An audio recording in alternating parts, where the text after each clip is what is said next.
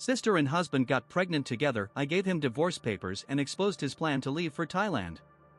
So, here's the deal. I've seen a lot of people share their stories and get some decent advice on this platform, so I figured I'd give it a shot myself. Brace yourselves, because this one's a wild ride. For some background, I'm 30 years old and have been married to Matt, my soon-to-be ex-husband, for nearly 6 years. I own a small business where I make and sell handmade soaps and candles. I've put everything I've got into building this company from the ground up. It's been a lot of hard work, and I take great pride in how far I've come. My life was really starting to feel solid until everything fell apart about 2 months ago. That's when I discovered that my husband had been cheating on me with my younger sister, Grace. Yeah, you read that right. I'll get into more details soon, but trust me, I was absolutely crushed. Little did I know, that was just the beginning of what was to come. Let me give you some context. I'm the oldest of 3 siblings. My youngest sister, Grace, is 10 years younger than me, and her birth was a bit of a surprise to the family. From the moment I laid eyes on her, I loved her. I had always wanted a sister, and when she arrived, I was beyond thrilled. Because she was so much younger than me, I ended up acting like a second mom. I took care of her, bought her things with my allowance, and basically tried to make sure she had everything she needed. I remember begging my dad to get me a digital camera so I could take pictures of her and make a scrapbook. She was the cutest baby, and I wanted to capture every moment. As we got older, I started making my own money, and I bought her toys, books, and clothes. I picked her up from school, and we spent weekends together watching Gilmore Girls, eating ice cream and popcorn, and visiting bookstores. Those were the best days of my life. Even back then, I could tell Grace loved me just as much as I loved her. We had an unbreakable bond. But things began to shift when I left for college. I moved to a different state, and although I tried to visit as often as possible, I could only manage during the school breaks. I missed everyone, especially Grace, and it broke my heart that I was missing out on so much of her childhood. College was a game changer for me. I was finally away from my parents and had more freedom than I'd ever had. I jumped right into the college experience, going to frat parties with my friends. It was at one of those parties that I met Matt. He was the DJ, and he was instantly the most interesting guy in the room. Covered in tattoos with shoulder-length hair, he was charming and charismatic. We hit it off right away. After exchanging numbers, we met a few more times, and I was totally smitten. He was smart, funny, and easy to talk to. Not to mention, he was easy on the eyes.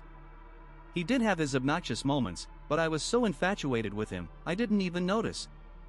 I look back now and wonder why I was so obsessed with him when he was only doing the bare minimum to keep me interested.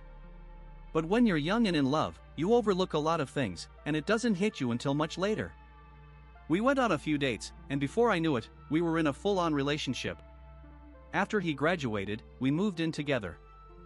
Things were great at first. We got a small apartment near my school, which made it easier for me to attend classes. Matt got a job as an intern at a tech company, and I worked part-time at a local bistro. We didn't have much money, and we struggled to pay the bills, but we were happy. I felt like I was finally living like an adult. Matt was always there to support me. He made me breakfast, helped me study, and sometimes stayed up with me all night before exams, even though he had to work the next day. I felt like I'd found the perfect partner. He made me feel loved and validated, and I had never felt that way before in any of my past relationships. Every time we went out, he introduced me as the love of his life. Even at work parties, he'd make sure to gush about me to his colleagues, which, honestly, sometimes overwhelmed me, but I appreciated it. When Matt met my family for the first time during my graduation weekend, they had already heard all about him, but this was the first time they actually met him in person. We were now sharing a bank account and living together, and my family loved him. My dad was notoriously tough to impress and never liked any of my previous boyfriends, but Matt managed to win him over. At first, my parents were upset that I had moved in with Matt without telling them, but once they saw how well he treated me, they were okay with it. It was also the first time Grace visited me at college. She was 13, and she had an amazing time meeting my friends and professors. She even had a bit of a crush on Matt, which I could tell because she got shy around him. That weekend, Matt charmed my whole family, and I was relieved because I really did love him, and I wanted our relationship to last forever. After graduation, I landed a job as a personal assistant at the same company Matt worked at, which worked out well because we saw each other all the time.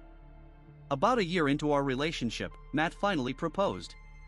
It was a beautiful moment, and I was over the moon.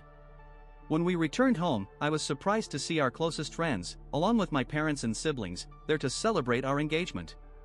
He even decorated our apartment for the occasion. Later, I found out that Matt had flown my family in just for this special day. I really felt like I had found the one. Less than a year later, we were married, and it was everything I'd hoped for. Grace was my maid of honor, and we were able to save up enough money to move into a bigger apartment. We even adopted a cat together. As the years passed, I truly felt lucky to have such an incredible husband. He treated me like a princess, and my career was thriving. Matt had even gotten promoted, and we started talking about starting a family. But things weren't going as smoothly with Grace. She had changed drastically.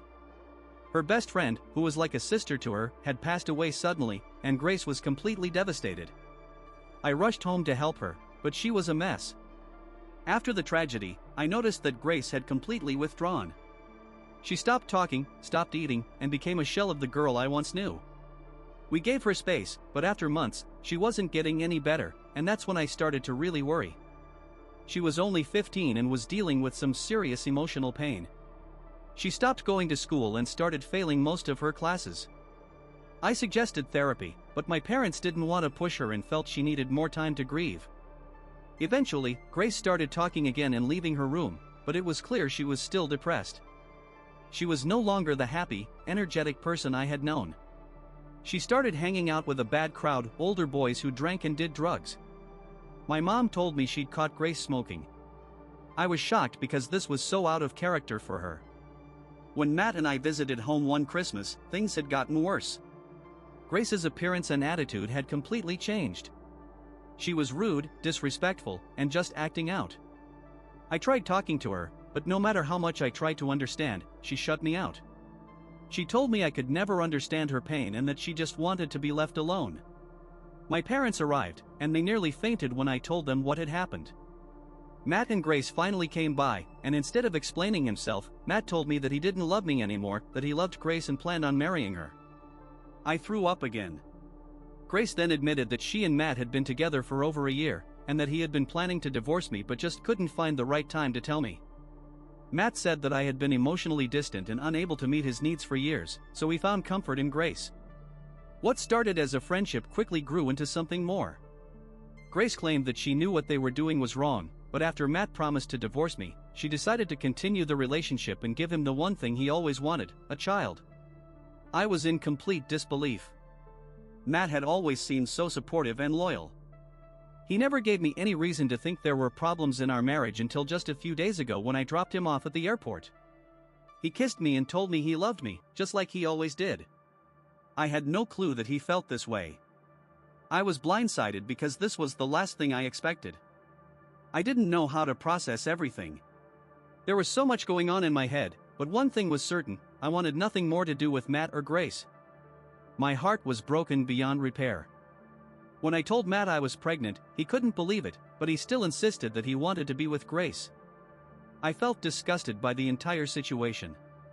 Matt had known Grace since she was 12, and that made everything even more uncomfortable. I decided to stay with my parents for a while since the doctor told me I was having a high-risk pregnancy. All I had ever wanted was to have a baby, but I had never been more miserable in my life. Now, with a baby on the way, many of my friends and relatives cut ties with Matt and Grace because they were appalled by what they had done. They turned their attention to the positive and started buying baby clothes, toys, and strollers for my baby. It's unbelievable, but Matt and Grace didn't even call me once to apologize. The only time Matt called, he had the audacity to ask me to buy things for his child with Grace because everyone had isolated them and refused to give them anything, while they were spoiling me with gifts. He said that both he and Grace felt like they were being punished, and their baby deserved just as much as mine. I couldn't believe what I was hearing. They had ruined my life, and now they had the nerve to ask me for help? I was disgusted. Matt completely cut me out of his life. In the weeks that followed, I tried reaching out to him, but he ignored me. My parents told me that Grace had been saying she had a boyfriend who treated her well and loved her. Every time they tried to meet him, Grace made excuses, not telling them it was Matt. I don't know how he managed to do it, but he manipulated my already emotionally fragile sister and somehow convinced her that I was the problem, while he was the innocent one. That was what made me the most angry. Grace's betrayal hurt me more than Matt's did. After about 2 weeks of trying to get in touch with him, I decided to hire a lawyer and file for divorce. But just before I could, I received an anonymous email claiming to have vital information about Matt. I thought it was a prank, but my curiosity got the better of me. I responded saying I was interested, and they sent me another email with a link to a folder containing photos of phone conversations, bank statements, and other documents about Matt. The email revealed that Matt had lost his job 2 years ago and had borrowed a lot of money from some lenders, but he couldn't pay them back. He was in serious debt and had been avoiding them.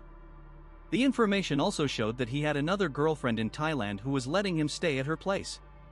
The phone conversations revealed that Matt had been planning this for months. He bought plane tickets, obtained a work permit for Thailand, and was planning to leave next month. He wanted to leave everything behind so he could avoid his debt and start a new life with her. I was in shock. I refused to believe that Matt was capable of this, but there it was, proof staring me in the face. All the conversations he had with the moneylenders, begging for more time. The chats with his girlfriend about how he was going to marry her. Not once did he mention that he was already married. Bank statements, plane tickets, visas, it was all there. Matt had somehow convinced Grace that he loved her and was planning to stay with her, all while planning to leave all of us behind. He was going to pay for this. There was no way he could ruin our lives and run off without facing the consequences. Enough was enough. I printed out all the evidence and sealed it in an envelope. After speaking to my parents, I finally contacted my lawyer and filled them in on everything. My lawyer's team worked hard to get a meeting with Matt, and after some back and forth, we managed to arrange it. When we met, I was surprised to see that Matt had brought Grace along. The moment he saw me, he started saying that he didn't love me anymore and that I needed to move on. He also told me to stop leeching off him. I laughed and handed him the envelope, telling him it had everything he needed. He was shocked, and as he looked through the documents, his face went pale. I explained to Grace everything, how Matt had planned to leave her, how he had deceived her, and showed her all the proof. Matt tried to claim I was framing him out of jealousy, but I made it clear that the evidence was irrefutable. My lawyer made sure I was protected, and I served him the divorce papers as the finishing touch. Matt looked like he was about to collapse. He made up more excuses and denied everything, but when he saw that even Grace wasn't believing him anymore, he began apologizing, claiming this was all a big misunderstanding. He was advised to get his lawyer involved before he made things worse. My lawyer confirmed that Matt wasn't going anywhere anytime soon because the work permit he had was illegal. Things just kept getting worse for him, and that worked in my favor because it meant he'd have to face the consequences of his actions. The divorce trial was scheduled soon, and everything was in chaos. Matt would be questioned about his illegal visa, and Grace was completely shattered by the truth. My parents didn't know how to handle either of us. Is it wrong to feel a little satisfaction over this? Does it make me a bad person? Matt had destroyed my life, and in a way, I feel like I'm getting back at him. Everything is still a mess, and nothing is final, but I'm so conflicted. Should I have handled this better? Update 1. Hello, everyone. It's been a while, and I've got a lot to share. First, I want to address some of the comments I've been getting under this thread. Matt had known Grace since she was just 12, basically a child. Yes, their affair happened when she was technically an adult, but that doesn't make it okay. It was creepy, and it was predatory. Grace was like a little sister to me, and the fact that Matt could be interested in her in that way disgusts me. I feel like some men in the comments are trying to defend him and saying Grace is just as responsible. I'm not saying Grace isn't at fault, but she's been struggling with her own issues for a long time. Matt knew that, and he took advantage of her vulnerability. He knew that she admired him for years and used that to his advantage. He could have cheated on me with anyone, but he went after her because he knew she would be easy to manipulate. So, yes, they both did terrible things, but Matt is truly a vile person for using all of us like this. A lot of you asked about his Thai girlfriend. I won't share too many details for privacy's sake, but she has been talking to Matt for over 2 years. She had no idea about me or Grace. Matt told her that he was single, and he even sent her money every month. He made promises to her that he would work in Thailand for a while, marry her, and bring her to the United States. It was all lies. I haven't spoken to her directly, but my lawyers have been in touch with her, and now she knows everything. I haven't talked to Grace either. The last time I did, she accused me of ruining her life and said that if I truly loved her, I should have just let things go and stayed out of it. I reminded her that Matt didn't love her and was planning to leave her with a child to raise all on her own. But she still blames me and sees me as the villain. It's funny, isn't it? I'm the one who should be angry, yet she's the one accusing me. I still love her, despite everything, but with the way she's acting, I feel like it might be better for me if she's not in my life anymore. I know it sounds harsh, but I just can't deal with this anymore. As for Matt, since his work permit was obtained illegally and he wasn't actively using it in Thailand, technically, he hasn't broken any laws yet. It would only become an issue if he used it while in Thailand, so there's nothing legally they can do to him right now. As for the divorce, his lawyers tried to paint me as the villain and even demanded shares from my business. We shut that down fast. My business is entirely in my name, and Matt has no right to anything. My lawyers made sure I didn't have to give him anything. He will have to pay child support when the baby is born, though we haven't worked out the details yet. I will also have full custody. Matt tried to claim he wanted the child, but everyone knows about his plans to run away. That backfired on him. We're having a court hearing soon, and at the moment, everything's a mess. Matt is going to be questioned about his illegal visa, and Grace is completely devastated because she fell for his lies. My parents are stuck in the middle, not knowing how to handle the situation. Is it wrong for me to feel a little satisfied about all this? Does that make me a bad person? Matt ruined my life, and now, in a way, it feels like I'm getting back at him. Everything is still up in the air, nothing's confirmed, and I'm feeling conflicted. Should I have handled things differently? Update 2. A quick update, I'm doing alright. I'm 4 months along and still at high risk due to gestational diabetes, but the baby is doing well. I never thought I'd have to go through pregnancy under these circumstances, but I'm grateful my parents are supporting me. Every time I look at the ultrasound pictures, I get so excited to meet my baby. I know they won't be born into a perfect family, but I'll do everything I can to be there for them. Grace is probably around 7 months pregnant by now, but I don't have much more information. I would appreciate it if you all could keep me in your thoughts and prayers. Update 3. Hey everyone, sorry for being MIA. This update is long overdue, but first, I have some good news. I had a beautiful baby girl. She was born early and had to stay in the NICU for a few days, but she's been discharged and is doing great. I had to have an emergency C-section, but I'm recovering. It was stressful, but I'm just so glad it's over. Some more good news, my divorce has been finalized.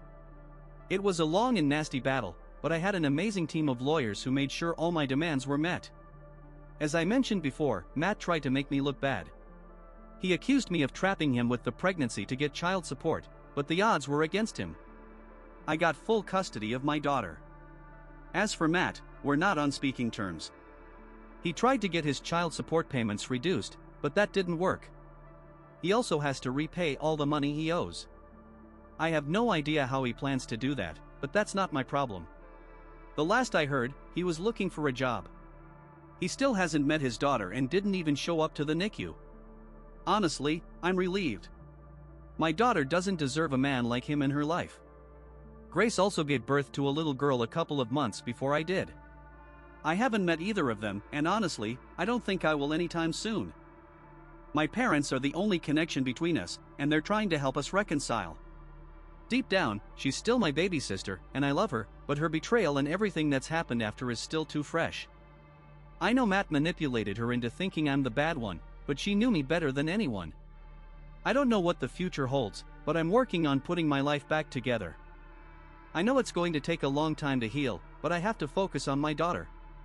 I'm going to put all my energy into my business and my child from here on out. Also, a word of caution to those who are defending Matt, he came across as someone who truly loved me. No one who knew us would believe that he would cheat on me. He openly declared his love for me and treated me so well, yet he still cheated on me for years, with absolutely no sign that anything was wrong. My advice? Choose your partner wisely and be cautious, because if it seems too good to be true, it probably is. Take care.